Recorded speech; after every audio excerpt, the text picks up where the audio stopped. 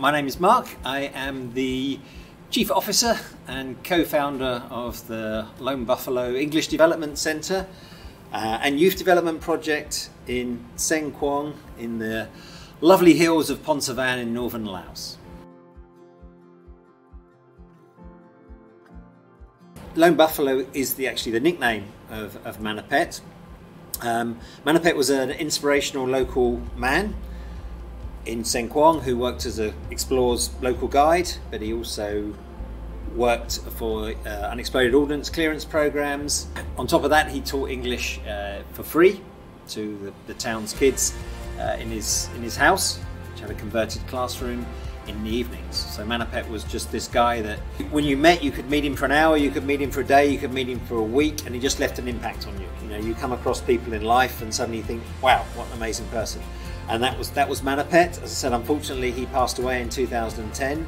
So we took his name and we took his legacy and we took his values, and we've taken those to Lone Buffalo, the English Centre, and everything is done really in the memory of Manapet.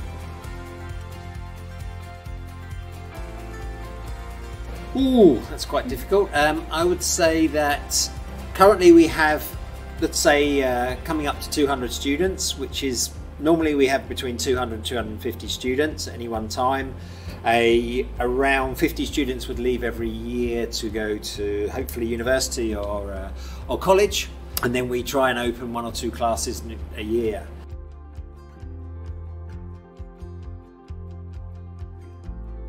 It's only accessible if you have money. So most people who are studying English in Laos would be paying. There is actually a whole community of people who are not really professional, but they can speak English, and they open their houses up and have small classrooms and things like that. There's quite a lot of that going on. But generally, development activities and life skills training that we do at Lone Buffalo. So our students are very fortunate that they live and grew up in Phonsavan, so they can be part of our project. Well, actually, Explore were the first people to donate to Lone Buffalo, as I was working as a tour leader when I came up with the idea of doing something in Manapet's memory. I spoke to John Telfer here, and he very kindly agreed to donate what was our very first donation, around £1,000 I think, and I'm very happy to say that ever since then Explore have been supporting us and donating every year.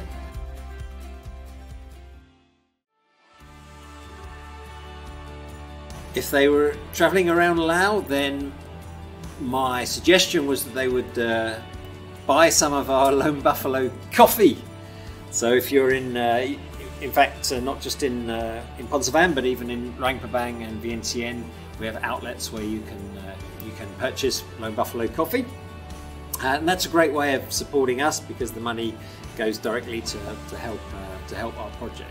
Yeah, the coffee project is a student-run initiative, which they set up themselves, they run and manage themselves, and we just have a small sort of business where we sell coffee at various locations in Laos, including the Mines Advisory Group Visitor Centre, which is usually on every every visitor's list of places they'll visit while they're in Laos.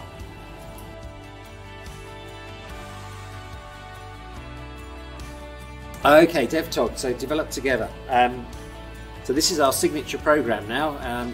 It's basically a 6 to 8 month program which features about 18 different workshops, from communication, from leadership, CPR training, presentation skills, fitness principles, even etiquette and relationships, changing mindsets.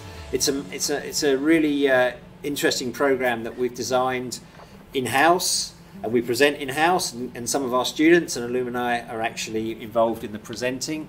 But the idea is that teaching English and having English skills is a real step up in Laos if you've got that, but we're trying to bring in a whole new set of life skills to go with that, which is really making rounded, confident individuals. So the two programs work together, but DevTog Develop Together has been great, and it evolved out of a program for females.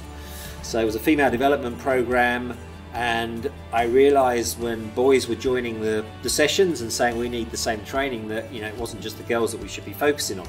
So from that we evolved to develop together. We brought the boys in. So it's for the students in their final 2 years of high school. So it's like a sort of a finishing program that prepares them for for life outside of Pontauban, life in the capital. So yeah, and when we look at our pre and post data, how confident they feel about the opportunities in their lives and things going on, where they feel of things going on outside the province, a couple of the questions that we put in the pre and post data, and it's a real, it is informing them about life outside of the small town of Pontauban. So yeah, really successful program, which every year we bring in a new group of year 6 and 7 students to do this program.